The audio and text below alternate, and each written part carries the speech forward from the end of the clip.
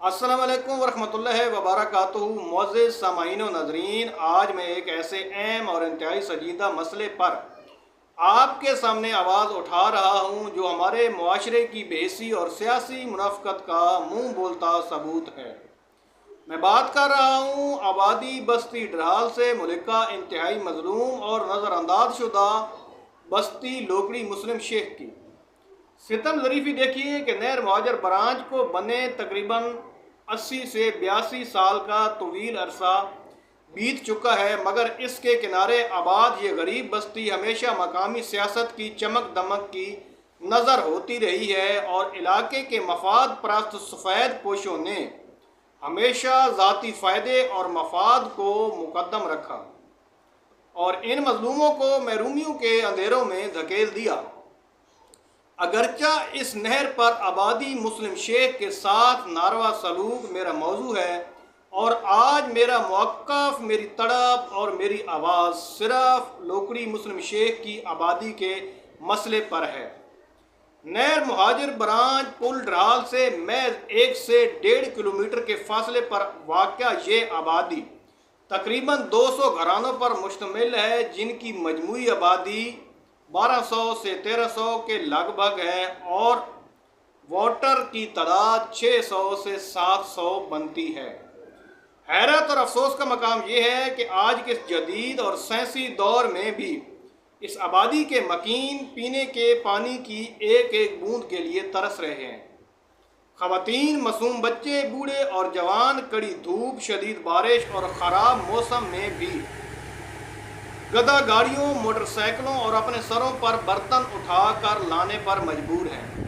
اور مزید یہ کہ ایک سڑک اس آبادی سے گزر کر پائنیئر سیمنٹ فیکٹری جاتی ہے، مگر پل ڈرہال پر عام ٹرانسپورٹ کے لیے بنی پل سے فیکٹری کے سیمنٹ والے ٹرالے جب گزرتے ہیں تو پل کی تنگی کے باعث پل پر ٹرالے گھنٹوں پھنس جاتے ہیں، جس کی وجہ سے یہ غریب لوگ جو پانی بھرنے جا رہے ہوتے ہیں یا پانی بھر کے واپس لا رہے ہوتے ہیں مزید تکلیف کا سامنا کرتے ہیں۔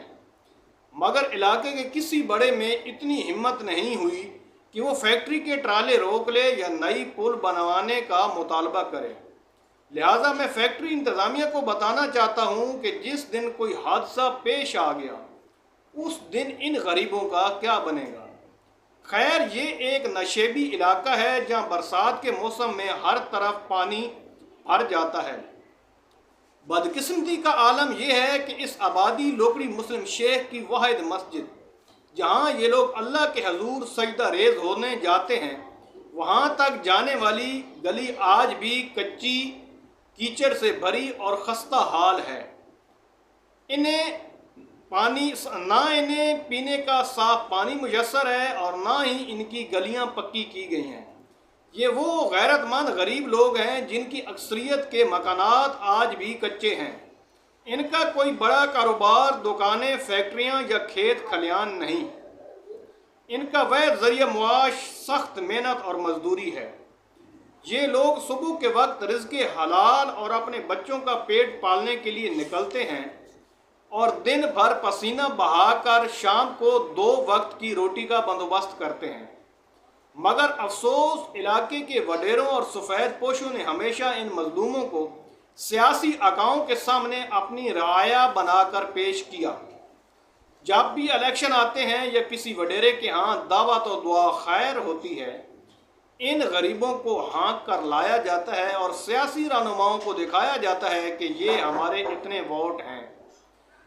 ان کے ووٹوں کو ہمیشہ ذاتی مفادات کے لیے بیچا گیا ہے۔ جب ان غریبوں نے خود اپنے حقوق کے لیے سیاسی رہنماؤں سے بات چیت کی تو سیاسیوں نے ہمیشہ جھوٹے وعدے کیے جو آج تک وفا نہ ہو سکے۔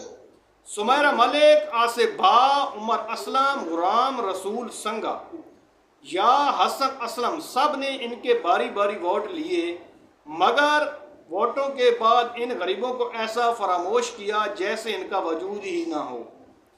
الیکشن کے دنوں میں یہی غریب اپنے بن جاتے ہیں اور الیکشن ختم ہوتے ہی دھتکارے ہوئے اور بے یار و مددگار چھوڑ دیے جاتے ہیں۔ میں آج ایوان اقتدار اور معاشرے کے ضمیر سے پوچھنا چاہتا ہوں، کیا یہ لوگ انسان نہیں ہیں؟ کیا یہ اس معاشرے کا حصہ نہیں ہے؟ کیا انہیں عزت سے جینے کا کوئی حق حاصل نہیں ہے؟ یا پھر آج بھی ہماری سوچ وہی سیاہ اور ظالمانہ ہے کہ غریبوں کو اچھوت سمجھا جائے اور انہیں ان کے بنیادی حقوق سے محروم رکھا جائے؟ تو سب سن لیں، اب ایسا ہرگز نہیں ہوگا۔ آج میں ان بے زبانوں کی طاقتور آواز بن کر کھڑا ہوں۔ میرا نہ کوئی ذاتی مفاد ہے، نہ کوئی لالچ، اور نہ ہی اللہ کے سوا کسی کا ڈر۔ اب کی بار جو بھی سیاستدان یا پارٹی ان 600 سے 700 ووٹوں کی تمنا رکھتی ہے، اسے سب سے پہلے اس آبادی میں پینے کے پانی کا بہترین اور مکمل سیٹ اپ لگانا ہوگا، گلیاں پکی کروانی ہوں گی، اور پل رحال کی تکلیف کو دور کرنے کے لیے نئی پل بنوانا ہوگی۔ اب نہ کوئی سفید پوش اور نہ ہی کوئی سیاستدان جھوٹے دلاسوں اور کھوکھلے وعدوں سے کام چلا سکے گا۔ میں ان کے ان جائز اور بنیادی حقوق کے لیے ہر فورم پر، ہر موڑ پر ہمیشہ آواز اٹھاتا رہوں گا۔ ان لوگوں کے حقوق کے لیے ویڈیو کو زیادہ سے زیادہ شیئر کیجیے۔ اللہ نگہبان۔